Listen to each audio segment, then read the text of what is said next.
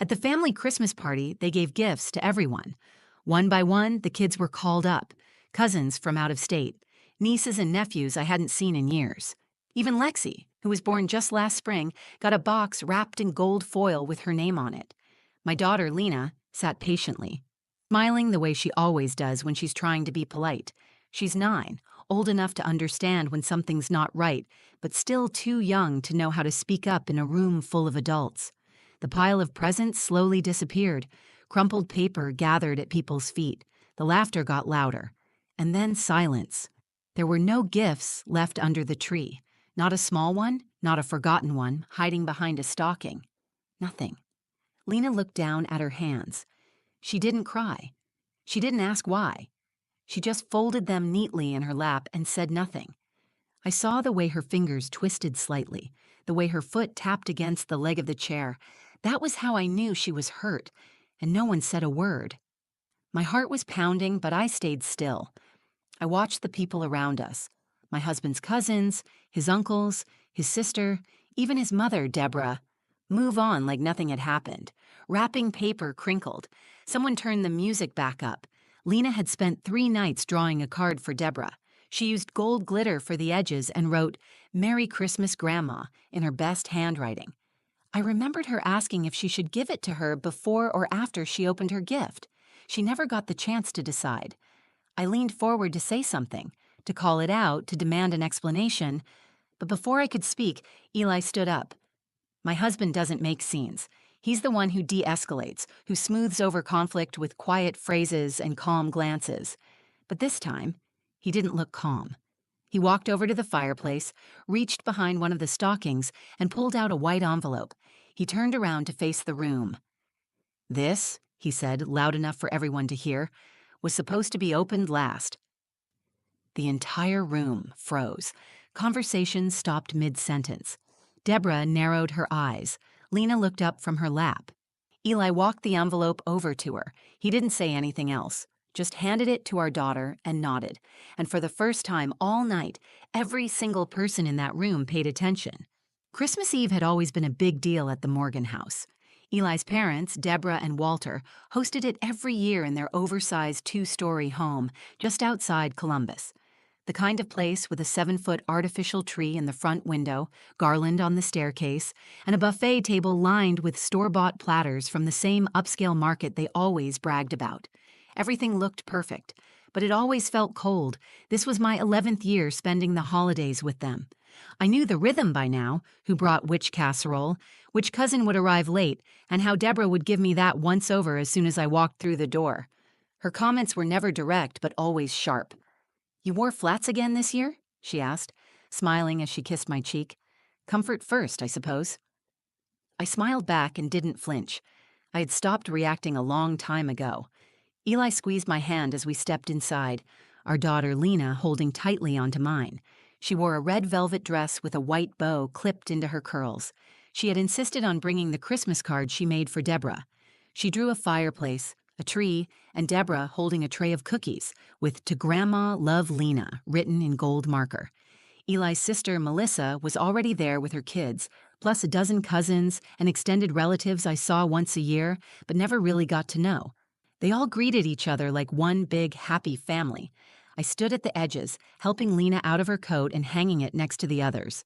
There's a strange kind of loneliness that comes from being surrounded by people who treat you like a guest in a life you married into. I knew most of their names. I remembered birthdays and sent thank you cards, but I was never one of them. Not really. Eli felt it too, I think, but he never said it out loud. He loved his family. He didn't want to pick sides. I never asked him to. Lena tugged at my sleeve and whispered, "Can I give Grandma my card now?" Her eyes were bright and her cheeks were already flushed from the cold. "Maybe wait until after presents," I told her. "She might be busy right now." We moved to the living room. The tree was lit, the fireplace was on, and the floor beneath the tree was packed with gifts. Boxes in every shape and size, all carefully wrapped with matching ribbons. Deborah always insisted on color-coded wrapping paper to keep everything organized. Walter handed out drinks while Melissa's husband passed around appetizers. Christmas music played softly in the background. On the surface, it looked like a picture-perfect holiday. Lena settled onto the rug with the other kids, talking quietly with her cousins. She had her card in her lap, folded neatly, ready to go. I stayed behind her, sitting on the couch between Eli and an empty space no one filled. The smell of cinnamon and pine hung in the air. Laughter bubbled up across the room. Small talk echoed off the walls. And yet I felt something off, like a ripple beneath the surface. It was subtle, but I noticed. Deborah hadn't said a single word to Lena. No compliment on her dress, no hug, just a quick glance and a distracted, "Oh, hi, sweetie," before she turned to fix the bows on the presents. I watched Lena's face. She noticed it too. She didn't say anything, but I saw her smile falter for a second before she turned her attention to her cousin Abby. The tension in my chest started to build, quietly, the way it always did when we visited. I told myself to stay calm, to let it play out. Maybe I was reading too much into it. Then Deborah stood near the fireplace and clapped her hands. "Let's do presents before dessert, kids first." Eli leaned back beside me, rubbing his hands together. I tried to match his energy. Lena looked up and straightened her dress. "Let's see," Deborah said, picking up a gold gift from the pile. "This one's for Connor." The first name, then another. One by one, children's names filled the room, laughter, ripping paper, thank yous tossed toward adults. The stack of gifts began to shrink. Lena leaned forward a little, still holding her card, still smiling. I held my breath and watched. This was the part where the night began to change. The gift exchange had always followed the same order: kids first, then adults. Deborah stood near the tree, lifting each carefully wrapped box, reading the tag out loud and calling the child's name like she was announcing winners at a school raffle. She beamed at the reactions, clapped her hands when a gift got a big response, and chuckled when wrapping paper was shredded too fast to admire. "Connor," she called, handing a large red and green box to her oldest grandson. Then came Emma, Ava, Tyler, and Jasmine. She even pulled out a small plush-wrapped package and said, "This one's for Lexi, her first Christmas." Lexi was barely 6 months old, lying half asleep in her mother's arms. Everyone clapped and cooed. Lena clapped too. I kept my eyes on the pile. I counted what was left, only a handful. I reminded myself there were probably still more for Lena. Maybe something got misplaced. Maybe her name just hadn't come up yet. Deborah reached for a silver-wrapped box. "Owen," she said. The boy ran forward, took the gift, and returned to his seat. 2 gifts left now. I sat up straighter. "One for Abby," Deborah said. She passed it to Melissa, who handed it to her daughter. Then she picked up the final gift. It was long and thin, wrapped in blue paper with a white ribbon. Deborah squinted at the tag and smiled. "Ah, for Logan." Logan, a cousin's stepson. He didn't even share the family name. He took the gift with a quick nod. Everyone watched him unwrap a remote-controlled car. I waited for Deborah to say something else, to pull out one last surprise, maybe one she had hidden behind the tree. But she turned to Walter and said, "All right, that's the last one." Someone turned the music up a notch. People started chatting again. One of Eli's uncles reached for another drink. A few of the kids began playing with their new toys in the corner. Lena sat still, cross-legged on the rug, her card still clutched gently in her hands. She looked up at me, not with tears, not with questions, just a small, tired smile, one that tried too hard to look fine. I leaned forward. "Lena," I whispered, "did you check the tags? Maybe there's one left." She shook her head, slow and certain. "Number that was all of them." Her voice was soft, but I could hear the effort behind it. She was trying not to make a scene. She was trying to act like she didn't care. I felt something tighten inside me, something sharp and hot. I looked toward Deborah. She was laughing at something Melissa said, sipping from a wine glass, already moving on. She had looked Lena in the eye when she called every other child's name. She had seen her sitting there, and she had chosen not to say anything. This wasn't a mistake. Lena unfolded the card in her lap and looked down at it. Her fingers traced the edge of the paper. She didn't ask what happened. She didn't ask where her gift was. She just sat there, pretending like it didn't matter. I couldn't breathe for a moment. Eli was next to me, unusually quiet. He hadn't spoken once since the gifts began. I looked at him. His eyes were locked on Lena, his jaw tight. Something was building behind his silence. "I'm going to say something," I said under my breath. Wait, he replied. Just wait a second. For what? He didn't answer. I sat back, my hands clenched, heart pounding. My daughter had been excluded in front of more than 20 people, and no one said a word. Not Melissa, not Walter, not a single cousin or aunt or uncle. The silence was almost worse than the slight itself. It was a shared decision to ignore it, to let it happen. I reached for Lena's hand. She let me take it, but her eyes were still fixed on the empty space beneath the tree. The music played. Conversations picked up. A tray of cookies was passed around, but I couldn't hear anything clearly anymore. All I could feel was the burn of humiliation from my daughter and the ache of every moment she would remember from this night. And then Eli stood up. He didn't say a word at first. He walked to the fireplace and reached behind one of the stockings. When he turned around, he was holding a plain white envelope. He looked around the room. This, he said, his voice steady, was supposed to be opened last. The room went still. People stopped talking. Deborah slowly turned her head. Melissa blinked, confused. Every pair of eyes followed Eli as he walked the envelope across the room and gently placed it in Lena's hands. Eli handed the envelope to Lena and stepped back. No one moved. The air in the room changed, like someone had cracked open a window in the middle of a snowstorm. The warmth was gone, replaced by something sharp and cold. Lena looked at the envelope, confused. It was unmarked, just a plain white rectangle sealed at the flap. No ribbon, no tag, no decoration. She held it delicately, like it might break in her hands. "Go ahead, sweetheart," Eli said gently. She glanced at me, as if asking permission. I nodded. My throat was tight and my hands were shaking, but I kept my voice steady. "It's okay, open it." Around us, voices had fallen silent. People were watching, but trying not to make it obvious. Some shifted in their seats. Others sipped their drinks with sudden interest in the floor. Deborah crossed her arms.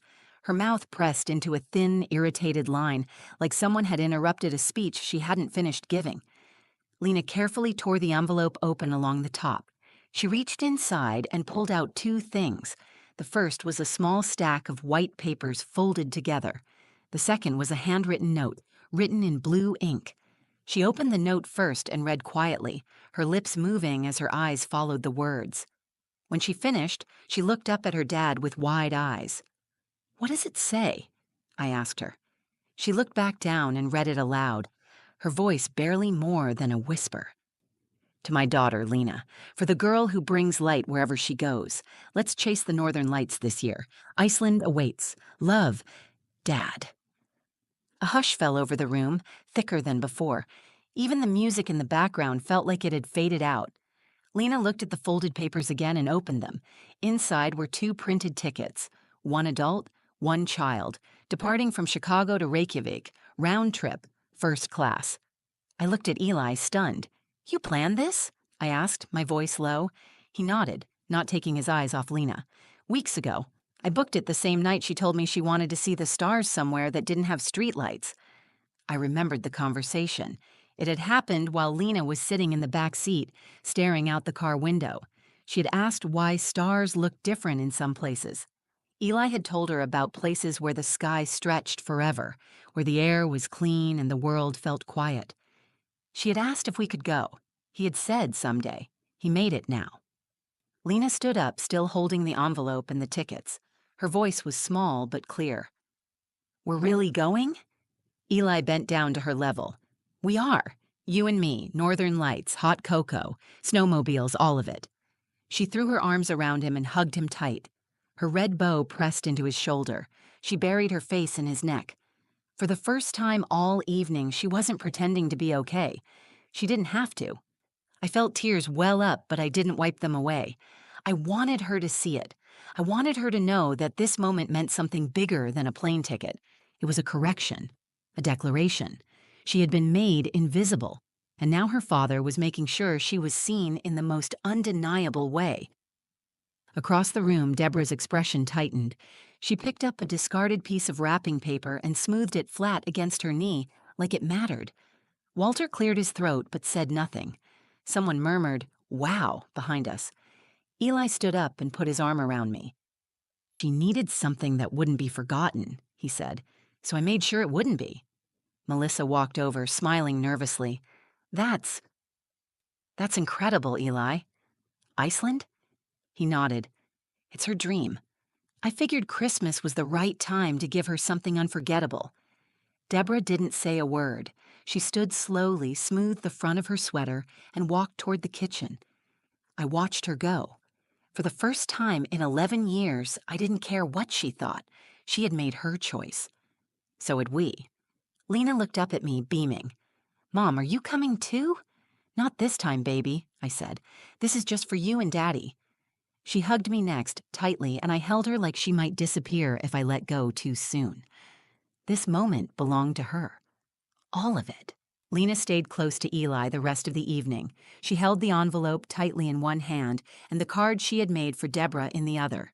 She didn't bring it up again. She didn't ask why she hadn't gotten a gift like the others. She didn't look for one. It was as if the weight of being forgotten had been lifted the moment she felt chosen. That feeling radiated from her. The other kids noticed. Abby came over and asked about the trip. Then Logan chimed in with questions about volcanoes. For the first time all night, Lena was at the center of the conversation, not because someone invited her in, but because something about her had become undeniable. Eli didn't brag. He didn't gloat. He sat on the couch, arm wrapped around Lena, quietly answering her questions about Iceland, describing glaciers and black sand beaches like he had been there a dozen times. He hadn't, but he had studied every detail. I realized then that this wasn't spontaneous. It wasn't a way to make up for something that had gone wrong tonight. He had planned it knowing exactly what might happen. He had anticipated this moment. I walked into the kitchen to grab Lena a bottle of water. Deborah was there, arranging store-bought sugar cookies on a tray like it was the most important job in the world.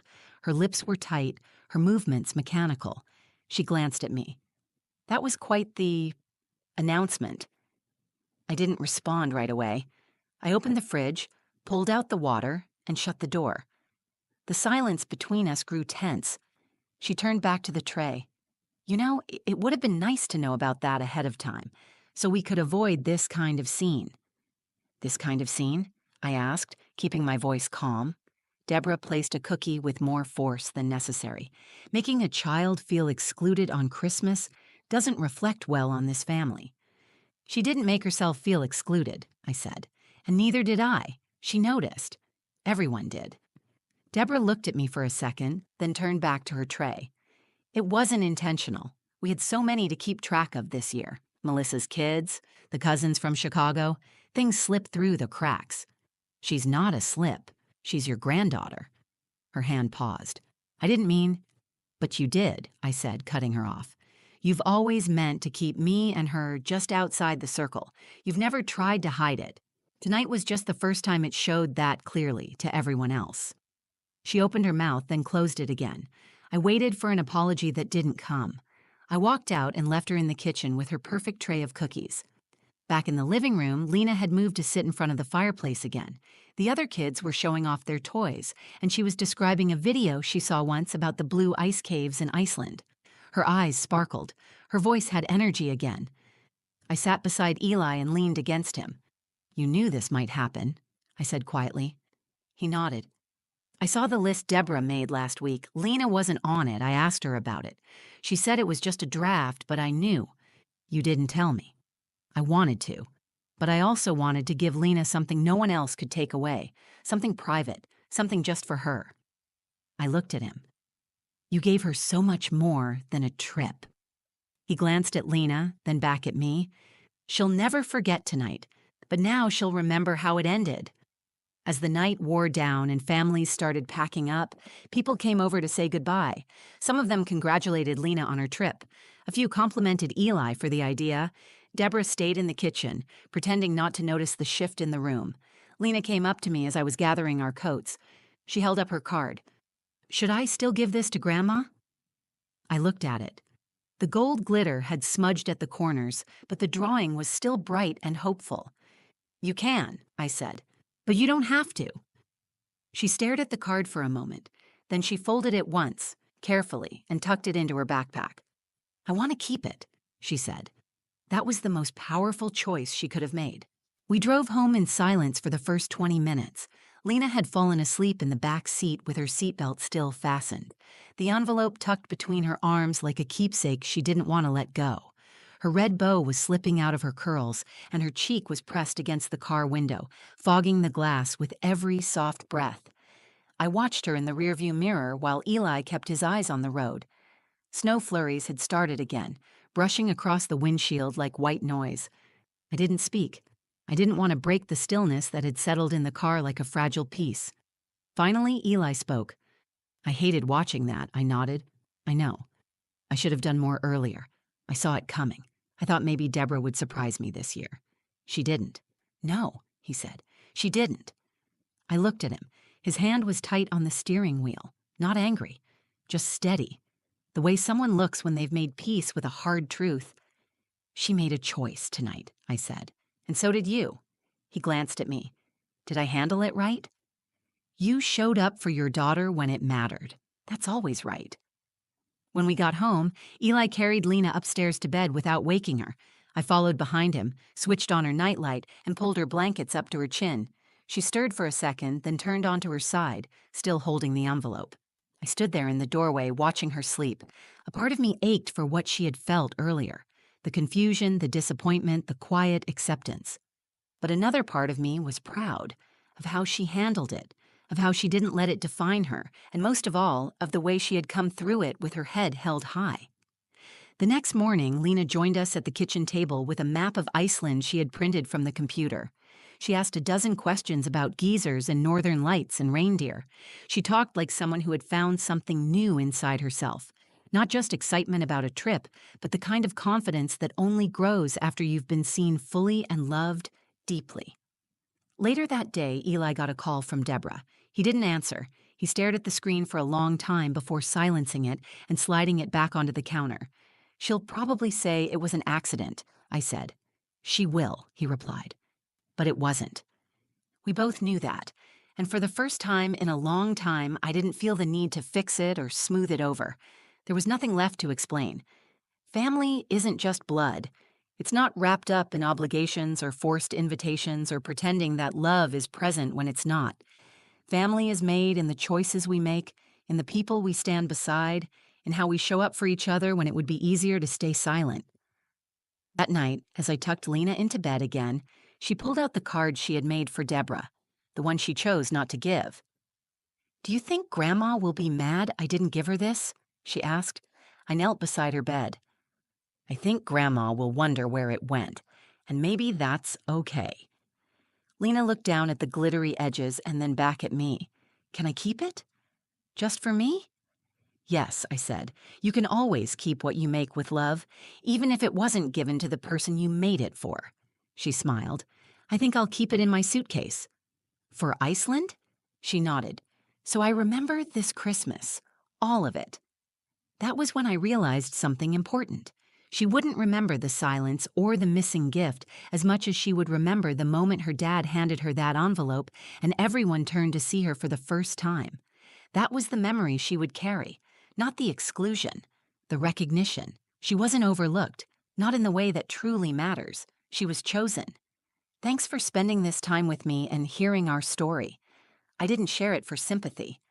I shared it because I know what it feels like to watch your child be overlooked, and I also know how powerful it is when someone who loves them steps up and makes it right.